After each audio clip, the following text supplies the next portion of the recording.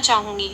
यह एक ऐसा दिन है जब हर भारतीय गर्व और खुशी महसूस करता है। इस दिन हम उन बहादुर पुरुषों और महिलाओं को याद करते हैं और उन्हें श्रद्धांजलि देते हैं जिन्होंने हमारी आजादी के लिए लड़ाई लड़ी। स्वतंत्रता दिवस ब्रिटिश शासन से हमारे देश की आजादी का जश्न मनाने का दिन है। 77 वर्ष पहले 15 अगस्त 1947 को आज ही के दिन भारत आजाद हुआ था।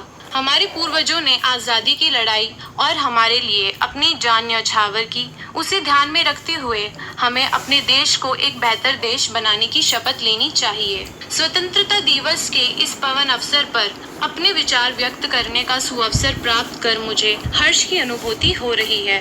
आज से ठीक 77 वर्ष पूर्व हम पर अंग्रेजों का शासन था। वह व्यापार करने के बहाने भारत आए और धीरे धीरे सब कुछ अपने अधीन कर लिया और हमें अपना गुलाम बना लिया। अंग्रेज भारत आए और यहाँ के परिवेश को बड़े ध्यान से जानने और परखने के बाद हमारी कमजोरियों को ध्यान में रखते हुए हम पर आक्रमण किया और करीब 200 वर्षों तक शासन किया। हमारे वीर योद्धाओं ने कई लड़ाइयाँ लड़ी और उसके बाद जाकर 15 अगस्त 1947 को हमें आजादी मिली। इसी प्रकार हम हमारे वीर जवानों को याद करते हुए अपने स्वतंत्रता दिवस को मनाते हैं। सुभाष चंद्र बोस ने उपनिवेशवाद को चुनौती देने के लिए महत्वपूर्ण प्रयास किए। वह उन महान स्वतंत्रता सेनानियों में से एक हैं जिन्हें देश हमेशा याद करता है। सुभाष चंद्र बोस भारत के सबसे प्रतिष्ठित स्वतंत्रता सेनानियों में से एक थे। सुभाष चंद्र बोस को भारतीय सिविल सेवा ICS के लिए चुना गया था, लेकिन उन्होंने सेवा लेने से इनकार कर दिया क्योंकि वह ब्रिटिश सरकार की सेवा नहीं करना चाहते थे। उन्होंने स्वराज नामक एक समाचार पत्र भी शुरू किया तथा उन्होंने द इंडियन स्ट्रगल नामक पुस्तक भी लिखी जो 1920 से 1942 तक भारतीय राष्ट्र स्वतंत्रता आंदोलन को कवर करती है। बताना चाहूंगी कि इस पुस्तक पर ब्रिटिश सरकार द्वारा प्रतिबंध लगा दिया गया था। सुभाष चंद्र बोस जी ने जय हिंद शब्द गढ़ा। उन्हें नेताजी कहा जाता था। भारत के स्वतंत्रता आंदोलन में इतिहास में लोकमान्य बाल गंगाधर तिलक की विशिष्ट स्थान है। उग्र राष्ट्रीयता सर्वप्रथम महाराष्ट्र से प्रारंभ हुई जो तिलक जी जैसी कर्मठ नेता तथा देशभक्त को पाकर सारे देश में फैल गई। तिलक जी का विश्वास था कि जो अपनी सहायता सभ्य नहीं करता है उसकी सहायता ईश्वर भी नहीं करते। देश सेवा संबंधी कार्यों के कारण तिलक को 3 बार जेल की सजा दी गई। 1908 में उन्हें राजद्रोही के आरोप में 6 वर्ष की सजा मिली। बाल गंगाधर तिलक जी उग्र राष्ट्रवादी आंदोलन के जन्मदाता थे। तिलक जी का कहना था राजनीतिक अधिकार लेने के लिए लड़ना होगा और प्रभावशाली उपायों का रास्ता विदेशी वस्तुओं का बहिष्कार, स्वदेशी वस्तुओं का प्रचार अपनाना होगा। वह यथार्थवादी राजनीतिज्ञ व्यवहारिक व्यक्ति थे।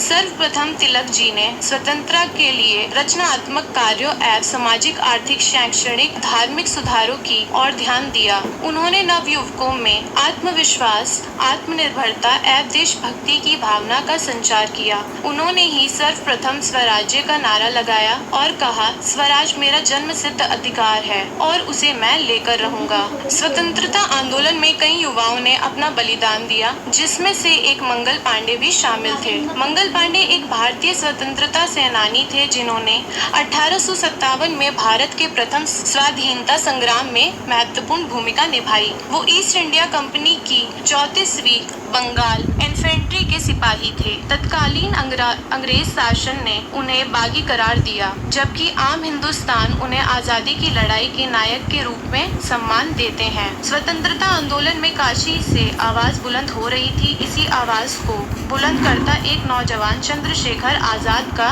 जज्बा ऐसा था कि जो वो पीठ पर कोड़े खाते रहे और वंदे मातरम का उद्घोष करते रहे। मन में अगर आजादी का जज्बा हो तो काशी वाराणसी का दौर अवश्य बन जाता है। यहाँ की सेंट्रल जेल में उस क्रांतिकारी को 14 कोड़ों की सजा मिली थी जिसका नाम चंद्रशेखर आजाद है।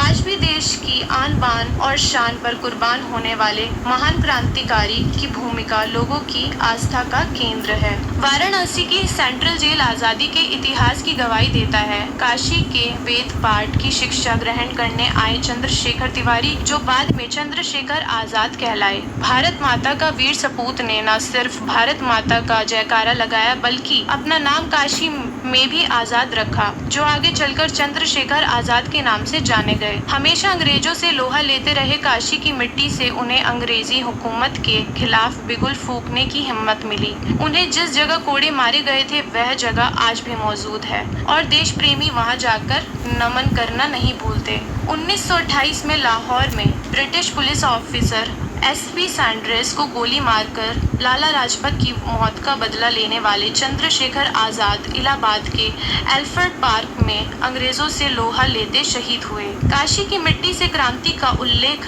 जगाने आजाद को आज सेंट्रल जेल पहुंचकर हर कोई नमन करता है। देश को स्वतंत्र करवाने में अनेक क्रांतिकारियों का नाम आपने सुना होगा। तमाम नाम इतिहास के पन्नों में दर्ज हो गए। कुछ ऐसे भी क्रांतिकारी थे जिनको ना तो वह प्रसिद्धि मिली और ना ही उनका नाम इतिहास के पन्नों में दर्ज हो पाया, लेकिन उनके योगदान को भुलाया नहीं जा सकता। भारतीय स्वतंत्रता आंदोलन में महिलाओं की प्रक्रिया सक्रिय भूमिका निभा रही थी। इन महिला क्रांतिकारियों में एक प्रमुख नाम था कल्पना दत्त का। इन्होंने अंग्रेजों से निडरता पूर्वक लोहा लिया। इस संघर्ष में पुरुषों और महिलाओं ने समान रूप से भाग लिया। भारतीय महिलाओं का योगदान इसमें इसलिए महत्वपूर्ण हो जाता है क्योंकि उनका सामाजिक उत्थान हुए बहुत लंबा समय व्यतीत नहीं हुआ था। घर मोर्चा हो या राजनीतिक का रण क्षेत्र, महिलाओं ने जिस साहस, सहिष्णुता, मोर्चा हो या राजनीति का रण क्षेत्र, महिलाओं ने जिस साहस और वीरता से स्वतंत्रता आंदोलन में अपनी भूमिका निभाई वह इतिहास की धरोहर है। सन 1857 का विद्रोह भारतीय स्वतंत्रता संग्राम का पहला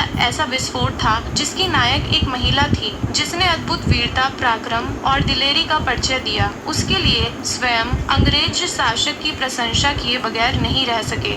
इस समय जो राष्ट्रीय चेतना पैदा हुई थी उसने यह सिद्ध कर दिया था कि वह एक ऐसे राष्ट्रीय शक्ति है जो राष्ट्र की स्वाधीनता और अधिकारों के लिए सभी बंधनों से मुक्त होकर लड़ सकती हैं। इस समय जिन स्त्रियों ने इतिहास में अपना नाम दर्ज कराया था उनमें एक पंक्ति उनकी भी थी जो गांधी जी की अहिंसावादी नीति का अनुसरण के इतिहास में अपने आप को महिलाओं में विविध आयामों के साथ प्रस्तुत किया है। 1942 के भारत छोड़ो आंदोलन में तो हजारों की संख्या में महिलाएं घर से बाहर निकल आई। उन्होंने तन मन और इस आंदोलन में सहयोग दिया। संगठित रूप में कर्तव्य के प्रति समर्पित होकर और अनेक यातनाओं को सहते हुए इस समय राजनीतिक गतिविधियों की बागडोर संभाली। जब अधिकांश राष्ट्रीय नेताओं को ब्रिटिश सरकार ने संखिंचों में जकड़कर रखा था, उस समय राष्ट्रीय स्तर पर श्रीमती सरोजनी नायडू, अरुणा आसिफ अली, श्रीमती सुचेता कृपलानी, कमला देवी चट्टोपाध्याय, कस्तूरबा गांधी, विजय लक्ष्मी पंडित, मुथुलक्ष्मी रेड्डी, एनी बेसेंट, हंसा मेहता तथा राजकुमारी अमृता कौर जैसे अनेक महिलाओं के योगदान को इतिहास कभी भूल नहीं पाएगा। तो दोस्तों, अभी आपने सुनी आकांक्षा त्यागी के शब्दों में ये वार्ता जिसका टॉपिक था स्वतंत्रता आंदोलन में युवाओं की भूमिका। अब आपको सुनाते हैं